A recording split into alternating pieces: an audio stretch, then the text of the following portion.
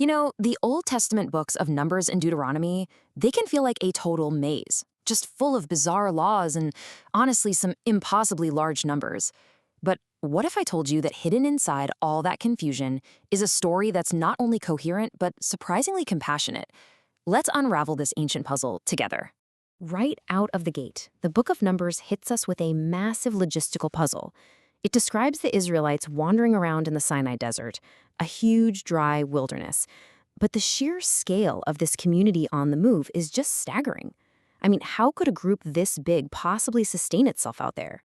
So the first census in Numbers counts 603,550 men who are able to fight. And get this, that number doesn't even include women, children, or the elderly. So we're talking about a total population that's conservatively estimated at 2, maybe even 3 million people, all on the move. To put that into perspective, archaeology shows us that major cities in Canaan at the time were, well, they were tiny. The famous city of Jericho, for instance, was only about 7 acres. This enormous difference has scholars thinking, hey, maybe we're not quite getting the ancient way of counting things.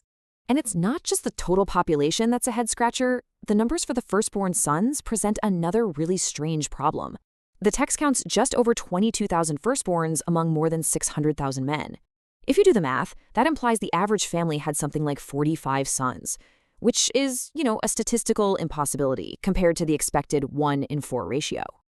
So while we don't have a perfect solution for these numbers, scholars like R.K. Harrison suggest this doesn't automatically mean the text is wrong. What it probably means is that there's a gap in our knowledge. There was a way of counting or classifying people that was, as he puts it, quite familiar to the ancients, but which is unknown to us. We're just missing a piece of the cultural puzzle. Okay, so that's the numbers. Let's switch gears and look at the laws, because a lot of the laws in Numbers can seem harsh or just weird. But, and this is the key, when we place them in their ancient context, a really surprising picture of justice and mercy starts to emerge. So, in the ancient world, a lot of cultures used something called a trial by ordeal to figure out if someone was guilty when there was no evidence. This involved a life-threatening test, like being thrown into a river. If you floated, hey, a god saved you. You're innocent. If you sank and drowned, well, I guess you were guilty. Now, contrast that with something called the law of jealousy in Numbers, which deals with a husband's suspicion of adultery. The test here? It's completely harmless. She just drinks some water with a little dust in it.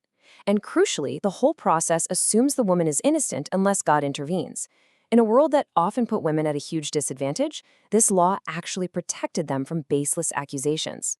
Okay, here's another fascinating little legal dilemma. The law commanded all Israelites to celebrate the Passover, no exceptions. But other laws said that if you touched a dead body, you were ceremonially unclean and were forbidden from participating in religious feasts. So what happens if a family member dies right before Passover? You're literally caught between 2 commands. The solution was simple and, honestly, brilliant. They created a second Passover, exactly 1 month later. This shows us something so important. The law wasn't some rigid, unthinking system. It was designed to be flexible and to accommodate the realities of human life. This whole principle is perfectly captured in what Jesus said centuries later. The Sabbath was made for man, not man for the Sabbath. The ultimate goal of the law was to help people, to benefit them, not to trap them in impossible situations. Now, let's shift gears to our second book, Deuteronomy. Its reputation for being kind of a boring repetition of old laws, well, that actually starts with a huge misunderstanding of its very name. The name Deuteronomy comes from a simple translation choice. There's a passage in the original Hebrew that tells future kings to write a copy of this law. But when it was translated into Greek centuries later, the word for copy was translated as second, which gave us Deuteronomia, or second law. It was a simple slip-up with pretty big consequences. This name creates 2 big problems. First, it makes some people think it's a different law that contradicts the earlier ones, which it isn't, and it makes other people think it's just a boring repeat, which it is definitely not. The truth is, it's a powerful restatement of the law, applied specifically for a brand new generation. So, here's the key takeaway. We should think of Deuteronomy less like a dry legal code and more like a series of passionate sermons from Moses to Israel, right before they finally enter the Promised Land. So what is the core message of these sermons? It's right here that we discover the true heart of the Old Testament law, and honestly, it might not be what you expect.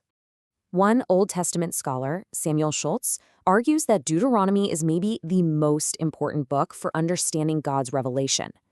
Now, why would he make such a bold claim about a book of laws? Well, it all comes down to the context.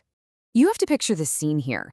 An entire generation has died in the wilderness. Their kids are now adults, and they are camped right on the border of Canaan. They are about to face this intense temptation to abandon their God and start worshiping the local gods, Baal and Asherah. The stakes could not be any higher. In this incredibly high-stakes moment, Moses boils everything down to this one central command. It isn't just obey the rules, it's love God. The entire covenant, all the laws, everything, it's all framed as the response to a relationship of love that God himself started. And this command to love leads to a very clear, ultimate choice that Moses puts right in front of the nation. He says, "Look, I have set before you life and death, blessings and curses. Now choose life. Loyalty to God brings blessing. Turning away to other gods brings disaster. Simple as that." And this, right here, is the key that unlocks the rest of the Old Testament. This cycle of blessing and cursing, all based on Israel's faithfulness, becomes the interpretive framework for the books that come next, like Judges, Samuel, and Kings. Their entire national story is meant to be read through this very lens. So we're left with this final thought. We started with some really confusing numbers and some strange-sounding laws, but by digging just a little deeper, we found a flexible legal system designed for real people, and, at its core, a powerful call to a relationship of love. It just forces us to ask, what if we've misunderstood ancient law all along? What if it was never just about the rules, but about the heart of the relationship behind them?